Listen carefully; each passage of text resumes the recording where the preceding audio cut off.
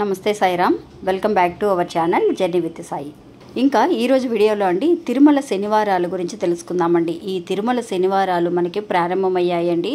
అంటే ఈ సెప్టెంబర్ నెల 17వ తారీఖు నుంచి అక్టోబర్ 17వ తారీఖు వరకు కూడా ఈ తిరుమల శనివారాల విశేషం అనేది చాలా అమోఘమైన గడియలండి. ఈ శనివారాలు ఎవరైతే గనక చేస్తారో వాళ్ళ ఇంట్లో నిజంగా కనక వర్షం కురవడం అనేది ఖాయమండి. ఎందువల్లంటే అండి మనందరికీ తెలుసు, ఆ తిరుమలలో వెలిసిన ఏడుకొండల స్వామి నిజంగా ఆపద ముక్కుల వాడు మాత్రమే కాకుండా వరాలను ప్రసాదిస్తాడండి. ఆ వరాలు ఎలా ఉంటాయి అనంటే ఇంటిల్లపాది కూడా ఎలాంటి కష్టము లేకుండా చక్కగా ధన ధాన్యాలతో అష్ట ఐశ్వర్యాలతో సిద్ధించగలిగే సుఖభోగాలని అనుభవించగలిగే ఒక యోగాన్ని ప్రసాదిస్తాడనమాట ఆ ఏడుకొండల స్వామి. అలాంటి శనివారాల వ్రతం అండి, అంటే తిరుమల శనివారాలు అనేవి ఈ నెలలో ఈ సెప్టెంబర్ 17వ తారీఖు నుంచి మొదలయ్యాయి. ఇంకా శనివారాలు ఎలా చేసుకోవాలి అనేది ఈరోజు వీడియోలో తెలుసుకుందాం. ఇంకా వీడియోలోకి వెళ్ళడానికి ముందుగా మన ఛానల్ ఎవరైతే కనుక కొత్తగా చూస్తున్నారో వాళ్ళు ప్లీజ్ సబ్స్క్రైబ్ చేసుకొని చూడండి ఫ్రెండ్స్. మీకు వీడియో నచ్చితే కనుక ఒక చిన్న లైక్ చేసి మరొక 10 మందికి షేర్ చేయండి.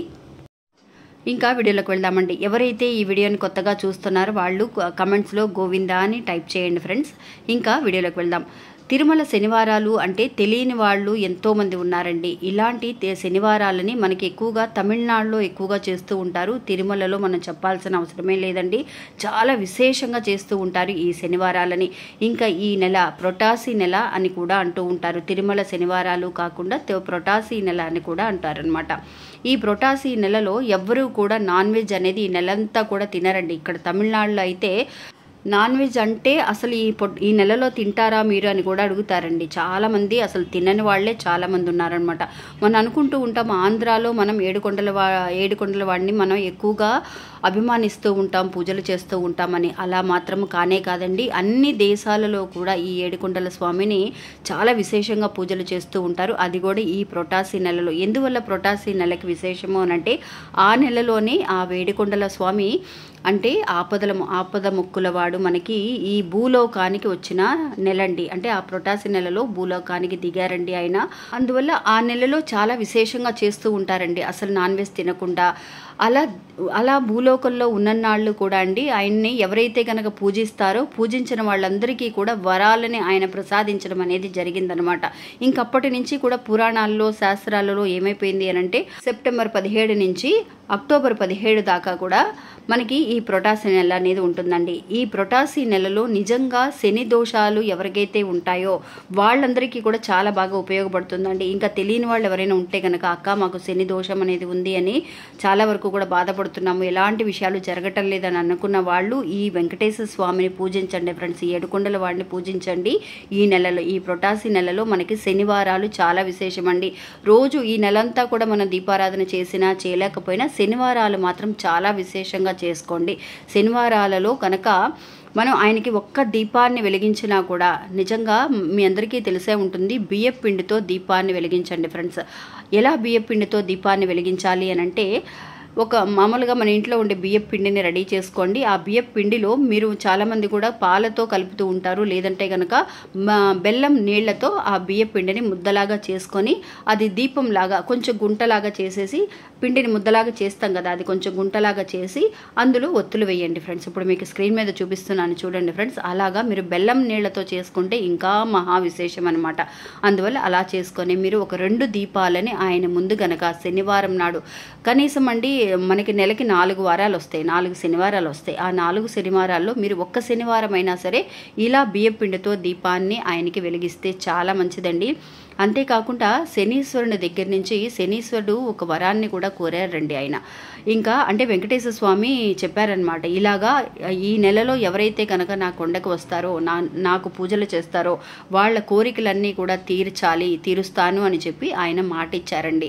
అందువల్ల ఈ నెలలో చాలా విశేషంగా పూజలు చేస్తారు, చాలా నిష్టగా ఉంటారు, ఉపవాసాలు ఉంటారు, అసలు గుడికి వెళ్ళని వాళ్ళంటూ ఉండరండి. అందువల్ల మీరు కూడా ఇంతవరకు కూడా అక్క నేను తిరుపతి వెళ్ళాను, నా కోరికలు తీరాయి అయ్యాయి అన్న వాళ్ళు చాలామంది ఉంటారు.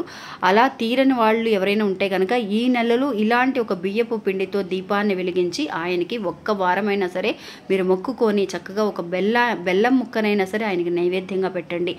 ఆ తర్వాత మీ ఇష్టం అండి. మీరు ఏదైనా పరమాణం కానీ లేదంటే కనుక పాయసం కానీ గారెలు పులిహార మీరు ఏదైనా సరే దద్దోజనం అనేది చాలా ఇష్టమండి ఆయనకి.